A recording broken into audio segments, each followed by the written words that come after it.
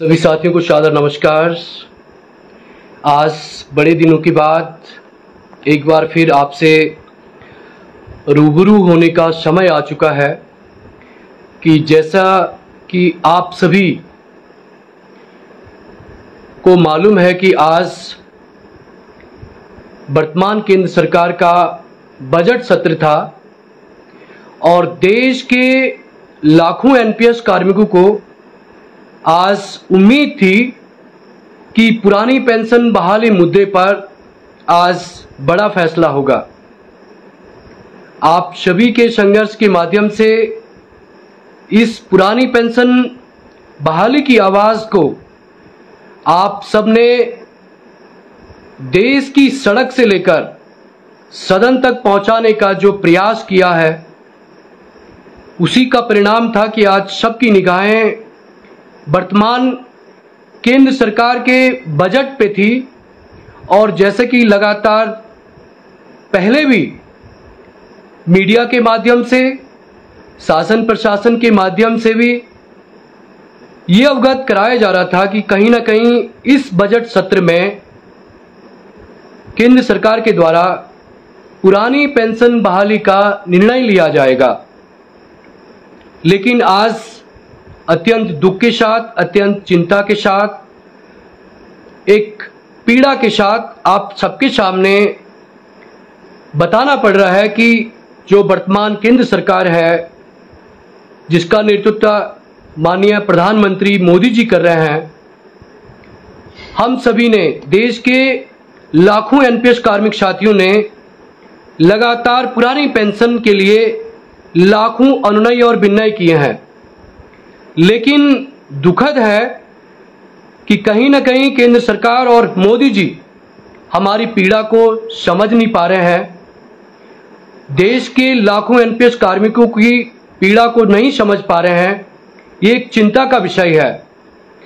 एक तरफ तो मोदी जी विकसित भारत की बात करते हैं, दूसरी तरफ जो देश को शिखर तक पहुंचाने में बड़ी भूमिका निभा रहे हैं हमारे कर्मचारी साथी, हमारे शिक्षक साथी, हमारे तमाम विभागों के कर्मचारी, उन्हीं को आप नज़रअंदाज कर रहे हैं कि ये किस तरीके का न्याय है। ये साथियों, अब समय आ चुका है कि जिस तरीके से आप सबने लोकसभा चुनाव में बड़ा जवाब दिया था, करारा जवाब दिया था, इसी तरह से 3 राज्यों के विधानसभा चुनाव होने वाले हैं, हरियाणा, महाराष्ट्र और झारखंड।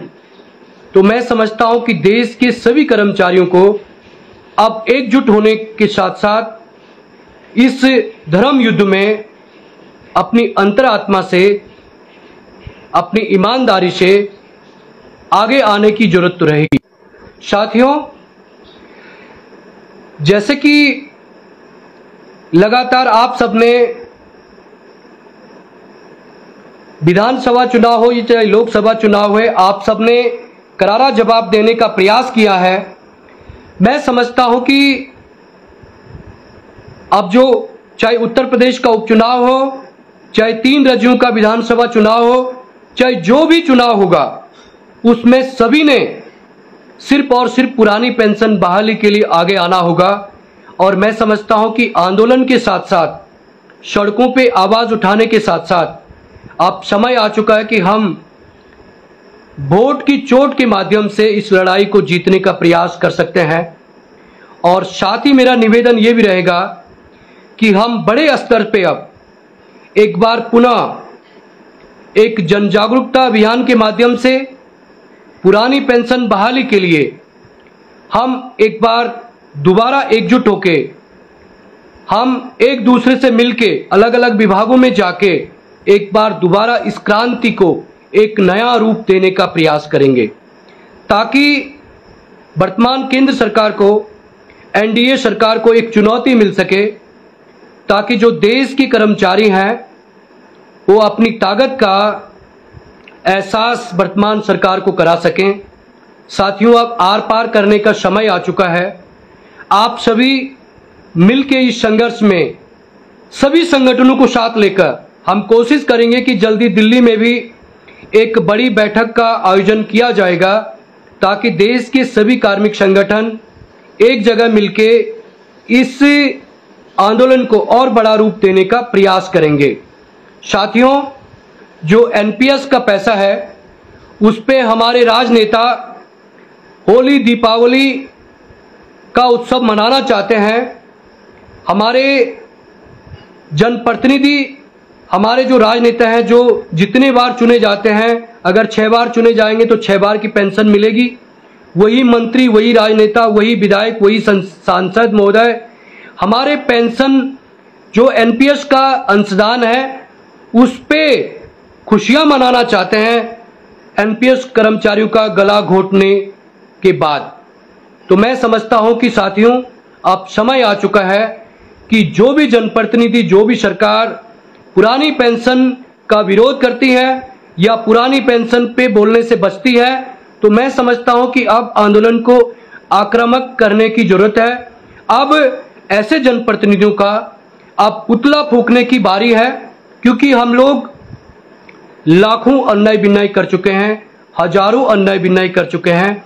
अब समय आ चुका है कि चाहे देश में कोई भी जनप्रतिनिधि हो, कोई भी मंत्री हो, चाहे वो कितने भी बड़े पद पे क्यों ना हो, अगर वो पुरानी पेंशन के मुद्दे पे अगर कर्मचारियों के साथ नहीं है या पक्ष में नहीं है तो उसका विरोध किया जाएगा, खुला विरोध किया जाएगा।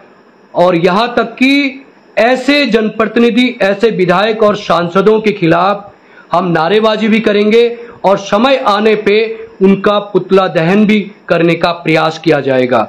साथियों, जैसे कि राष्ट्रीय पुरानी पेंशन बहाली संयुक्त मोर्चा का जो मिशन था और जो मिशन है 2024 है, और आप सबके संघर्ष के माध्यम से हम 24 तक पहुंचने के साथ साथ इस मुद्दे को देश की संसद तक, देश के सभी पार्टियों तक, यहां तक कि जन जन तक पहुंचाने का जो आपने प्रयास किया है, हम 90% सफल हो चुके हैं। 10% की कसक है। इसमें आप एक बार फिर जोर आजमाइश के साथ, बड़ी जीवटता के साथ आप सब अगर लड़ने का प्रयास करेंगे तो जरूर सफलता मिलेगी।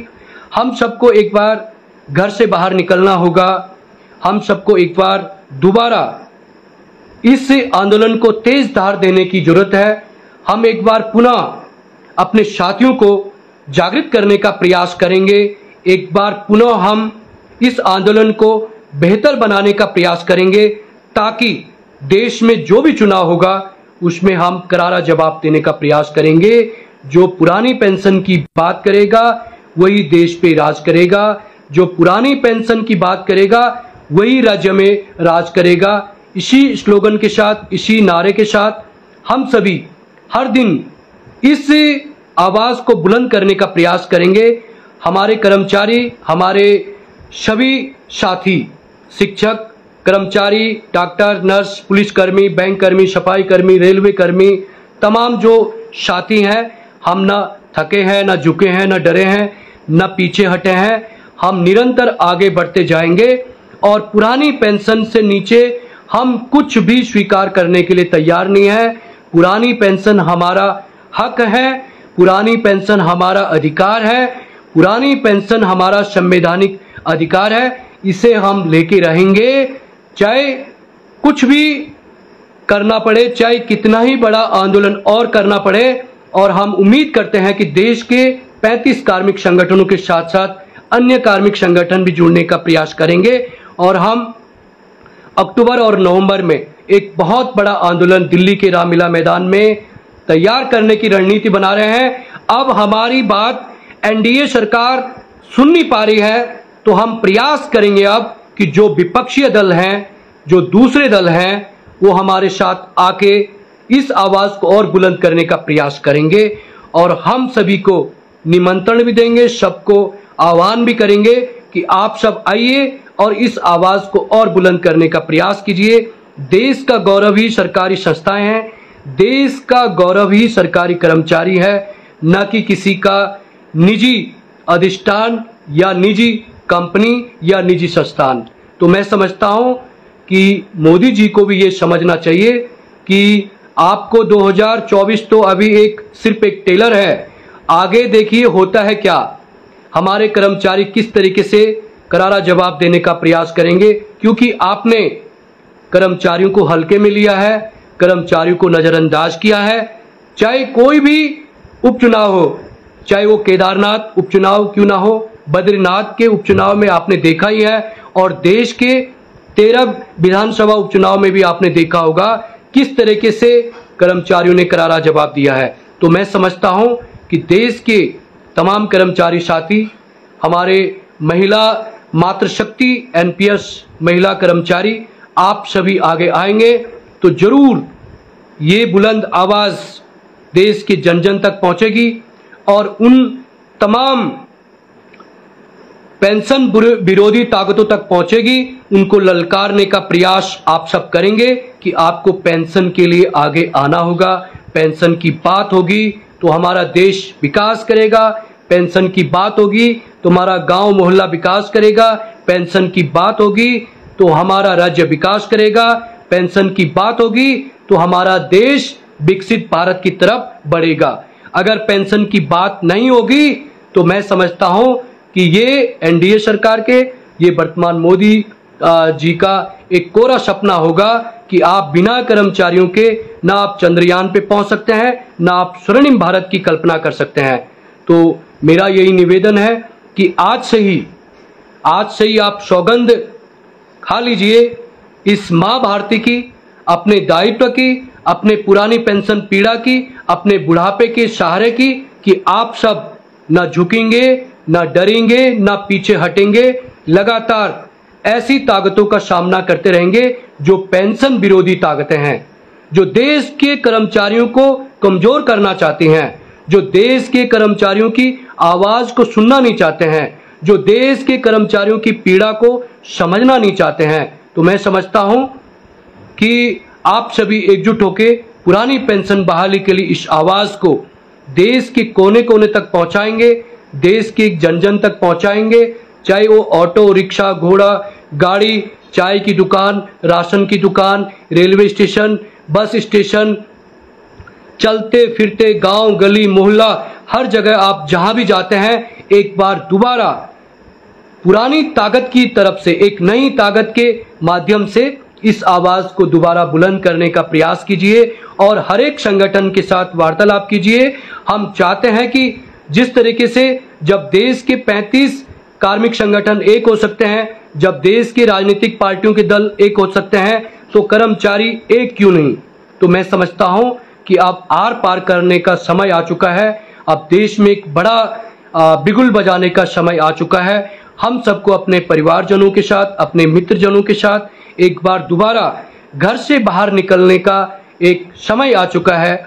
आप सभी इसी तरीके से इस जोश के साथ, इस बुलंद आवाज के साथ अपने बुढ़ापे के सहारे के लिए आप एक बार पुनः इस क्रांतिकारी आंदोलन में शिरकत करने का प्रयास करेंगे, इस आंदोलन को बड़ा करने का प्रयास करेंगे। और मैं समझता हूं कि जब आपने ठान ली हमने पेंशन पाना है, तो देश की कोई ताकत ऐसी नहीं, दुनिया की कोई ऐसी ताकत नहीं कि जो कि आपके साहस को, आपके उद्देश्य को पीछे कर सके। तो साथियों, एक तरफ तो राम राज्य की बात करते हैं, दूसरी तरफ एनपीएस कर्मचारियों को कूटने का, पीसने का और एक शेयर मार्केट पे आधारित एनपीएस पेंशनी टेंशन पे छोड़ने का प्रयास करते हैं। ये कैसा देश है मेरा। एक तरफ तो 3-3 बार सत्ता की बात करते हैं और कर्मचारियों को एनपीएस जैसा झुनझुना देने का प्रयास करते हैं। तो साथियों, एनपीएस देश का काला कानून है, देश से नामो निशान मिटना चाहिए। और मैं समझता हूं कि जो एनपीएस को मिटाने की बात नहीं करते हैं, मैं समझता हूं कि देश की लाखों एनपीएस कार्मिक साथियों को उनको मिटाने की बात करनी चाहिए, उनको समूल भगाने की बात करनी चाहिए। इन्हीं शब्दों के साथ आप सबको पुनः बहुत बहुत आभार। बहुत दिनों के बाद आज आप सबके बीच रूबरू होने का प्रयास किया है, आप सबके बीच लाइव आके इस मिशन की जो अलख है इसको पहुंचाने का प्रयास किया है। आप सब इस चिंगारी को, इस आंदोलन को, इस क्रांतिकारी बुलंद आवाज को आगे पहुंचाने का प्रयास करेंगे। और मैं समझता हूं कि देश के सभी कर्मचारी, सभी एनपीएस कर्मचारी अपने इस हक के लिए अपने अंतरात्मा से अपने हक के लिए आगे आएंगे और इस आवाज को जन जन तक पहुंचाने का प्रयास करेंगे। चाहे वो रेलवे कर्मचारी हो, चाहे वो केंद्रीय कर्मचारी हो, चाहे वो इनकम टैक्स का कर्मचारी हो, चाहे वो वाणिज्य कर का कर्मचारी हो, चाहे वो पैरामिलिट्री का जवान हो, चाहे वो पैरामिलिट्री के जवान के परिवारजन हो। आप सबको एकजुट होना ही पड़ेगा, न तो इस तरीके की जो सरकारें हैं हमें कुचलने का, हमें दफन करने का प्रयास कर रहे हैं। एक तरफ आपने देखा होगा कि 8वें वेतनमान पे भी कोई चर्चा नहीं हो रही है, यानी कि कर्मचारियों के हित में आज कोई भी बात करने के लिए तैयार नहीं बैठा हुआ है, जबकि इनके पास मन की बात करने के लिए समय है, लेकिन कर्मचारियों की पीड़ा को समझने के लिए समय नहीं है। आप समझ सकते हैं कि आपके ऊपर क्या गुजर रही होगी। तो साथियों, आप सबको धन्यवाद। जय हिंद, जय भारत, जय नवप्रभु।